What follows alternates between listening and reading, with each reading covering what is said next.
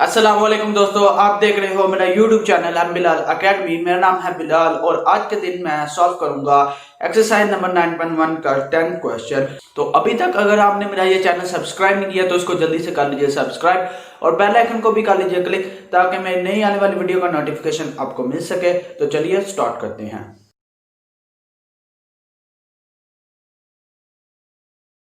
तो क्वेश्चन 9 की स्टेटमेंट ये है कि अ हॉर्स इज थेटेड to a pack.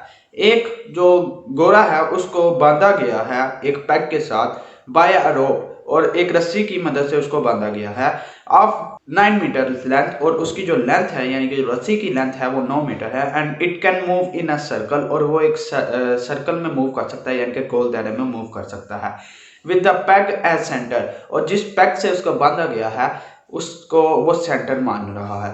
If the horse moves along the circumference of the circle, अगर जो हॉर्स है वो सर्कल के सर्कमफेरेंस के गिर्द मूव करे यानी कि सर्कल की बाउंड्री के ऊपर मूव करे, कीपिंग द रोप टाइट, और जो रस्सी हो वो टाइट हो, उसमें कोई भी बल वगैरह ना हो बल्कि वो टाइट होनी चाहिए। How far will it have gone when the rope has turned through an angle of 70 degree.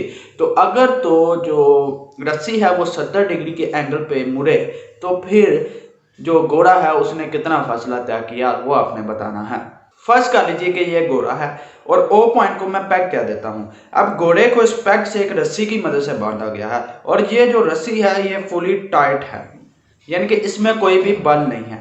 अब जो घोड़ा है वो सर्कल के सर्कमफेरेंस पे मूव करेगा, तो जो सर्कल है उसकी जो बाउंड्री होती है उसको हम सर्कमफेरेंस कहते हैं, यानी कि ये बाउंड्री है सर्कल की तो इसको हम सर्कमफेरेंस कहेंगे।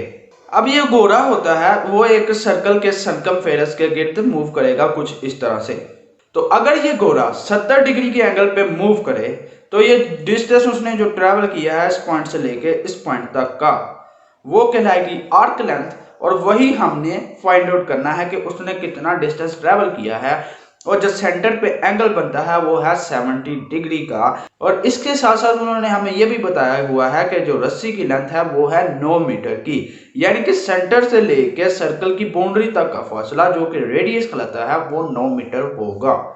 तो हमें एल मालूम करना है, तो इसके लिए हम L is equal to r theta वाला फार्मूला इस्तेमाल करेंगे, लेकिन हम इसको डायरेक्ट यूज नहीं कर पाएंगे क्योंकि ये जो थीटा है वो रेडियन में इस्तेमाल होता है, लेकिन जो हमें थीटा गिवन है वो है डिग्रीज में। तो हमें जो थीटा जो कि 70 डिग्री है उसको पहले रेडियन में कन्वर्ट करना होगा। तो 70 डिग्री को मैं 70 मल्टीप्लाई बाय 1 डिग्री भी लिख सकता हूँ, और 1 डिग्री बराबर होता है पाई बाय 180 रेडियन के। तो मैं 1 डिग्री की जगह वैल्यू पुट करूंगा तो 70 मल्टीप्लाई बाय पाई बाय 180 आ जाएगा। अब ये जीरो जो है वो इस जीरो से कैंसिल हो जाएगा और थीटा बराबर आ जाएगा 7 पाई बाय 18 के, और ये रेडियन में होगा। अब L is equal to r theta होता है, आर हमें पता है 9 मीटर का है और थीटा भी हमें पता है 7 पाई बाय 18 है। तो अब मैं पाई की वैल्यू पुट करूंगा कि जो कि 22/7 होती है। तो अगर मैं पाई की वैल्यू पुट कर दूं तो ये आ जाएगा 9 multiply by 7 by 18 multiply by 22/7। अब 9 2 18 होता है और 2 11 22 होता है, और 7 7 से कैंसिल हो जाएगा। तो इस तरह जो लेंथ आएगी वो 11 मीटर होगी। तो इस तरह हमने फाइंड आउट कर लिया कि ये जो आर्क लेंथ है कि 70 डिग्री के एंगल पे मुड़ने पे घोड़े ने कितना फासला तय किया, तो इस तरह हम फाइंड आउट कर सकते हैं। तो उम्मीद करता हूं कि मेरे आज के इस लेक्चर से आपको एक्सरसाइज नंबर 9.1 का 10th क्वेश्चन सॉल्व करना आ गया होगा। तो अगर आपको मेरी ये वीडियो है पसंद तो प्लीज मेरे इस चैनल को कर लीजिए सब्सक्राइब और बेल आइकन को भी कर लीजिए क्लिक ताकि मैं नई आने वाली वीडियो का नोटिफिकेशन आपको मिल सके। अल्लाह हाफिज।